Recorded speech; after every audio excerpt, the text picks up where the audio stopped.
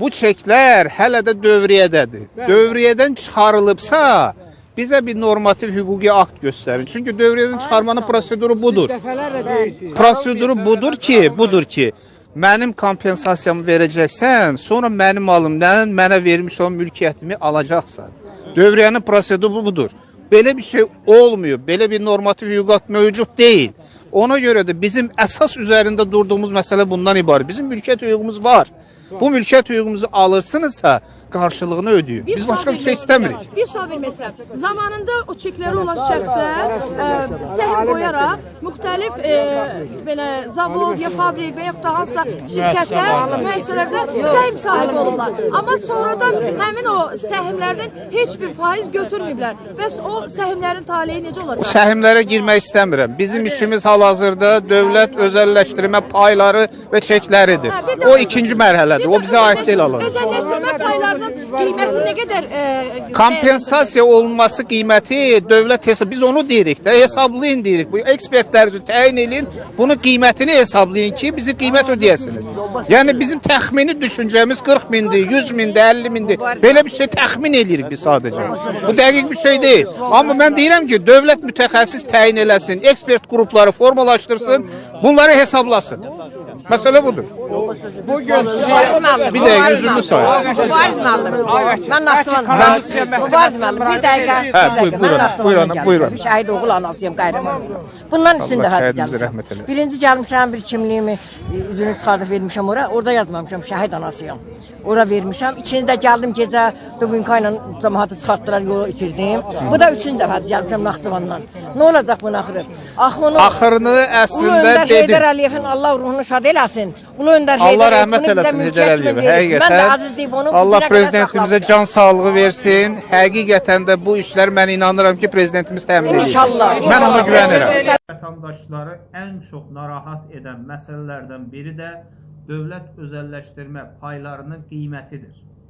Bununla bağlı qeyd etməliyəm ki, birincisi, dövlət özəlləşdirmə payları qanunla verilib və qanunla dəyəri maddi ekvivalentə bağlandığından və inflyasiyadan qorunduğundan qanunun qoyduğu qaydaya uyğun olaraq təxmini hesablamalara görə bugün üçün hesab edirik ki, ən azı 40 min manat səhm payı ilə eyni ekvivalentdədir.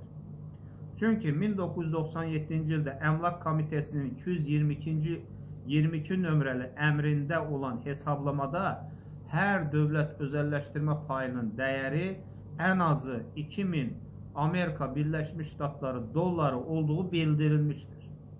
28 ildə ən azı 10 dəfə inflyasiya olduğunu nəzərə alsaq, deməli, hər dövlət özəlləşdirmə payının dəyəri ən azı 20 min Amerika Birləşmiş Ştatları dolları əmlak ekvivalenti dəyərindədir.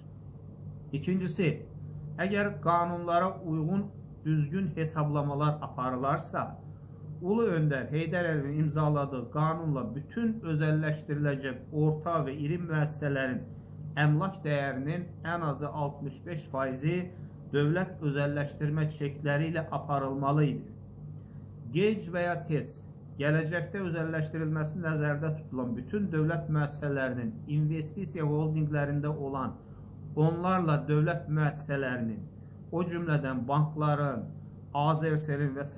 bu kimi orta və iri müəssisələrin, eyni zamanda xarici və yerli şirkətlərə icarəyə verilmiş, gələcəkdə özəlləşdirilə biləcək neft sənayesi, çünki cəmi 10% SOCAR-a aiddir, digərləri isə icarədədir.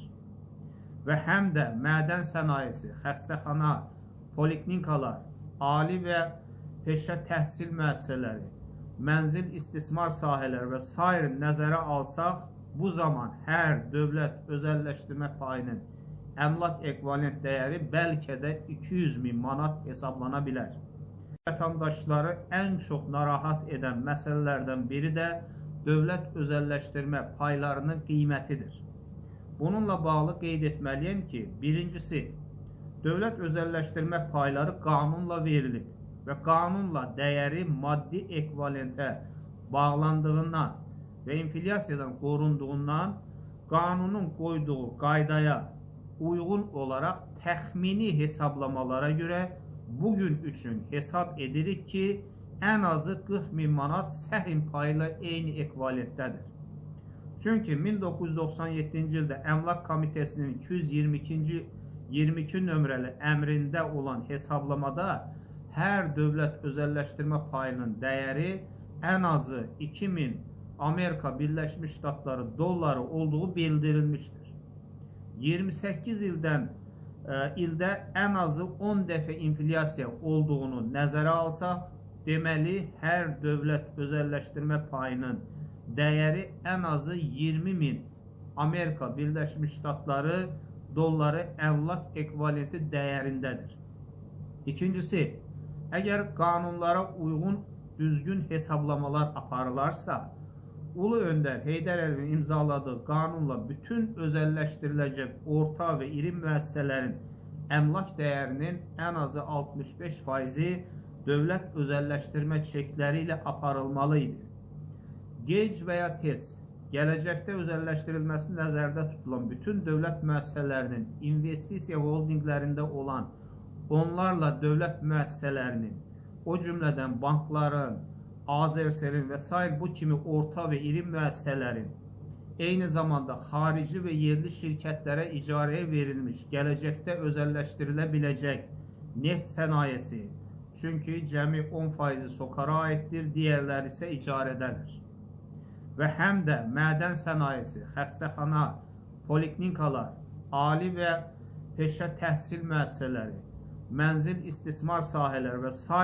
nəzərə alsaq, bu zaman hər dövlət özəlləşdirmə payının əmlak ekvivalent dəyəri bəlkə də 200.000 manat hesablana bilər.